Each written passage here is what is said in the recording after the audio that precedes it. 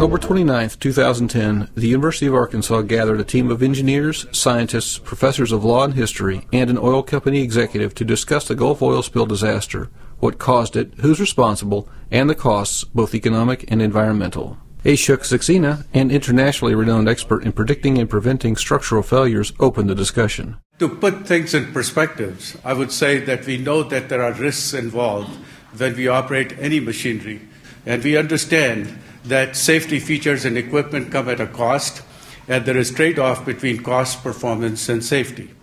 Ralph Martin of PetroFac Incorporated was on the panel to provide an industry perspective. I think there's something like 3,400 wells in the Gulf of Mexico, and this is the first major accident, so the safety record is pretty good, but it's catastrophe when it does fail. Marty Matlock, a University of Arkansas professor and an expert on biological assessment and monitoring, commented on the environmental impact and cost of the oil spill. Ecosystems don't recover, ecosystems restore function, but you can never go back home again. Once something happens to an ecosystem, it's different, and that's the nature of things. There's one constant in all ecosystems, and that's change.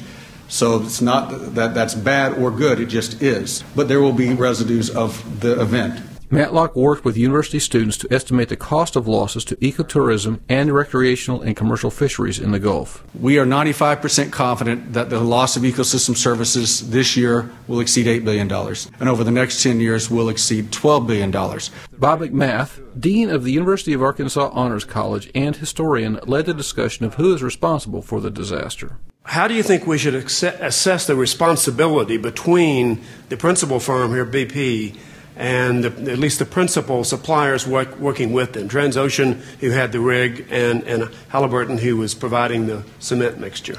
It's all right to say that BP might have done a better job. And it's all right to say that Halliburton or Transocean might have been a better job. The fact of the matter is 11 guys are dead here, and a lot of harm took place, and a lot of money was lost. Stephen Sheppard, a law professor and specializing in international and environmental law who has assisted in the oil spill cleanup, agreed that responsibility must be shared by many, including the American people. We all needed to do a better job. It's not just the companies, and the government has some burden here that it failed in. And that's something that we are responsible for in the democracy. Since the explosion of the Deepwater Horizon drilling rig on April 20, 2010, news of oil-slicked beaches and of lives and livelihoods lost has driven home the high cost of America's thirst for oil.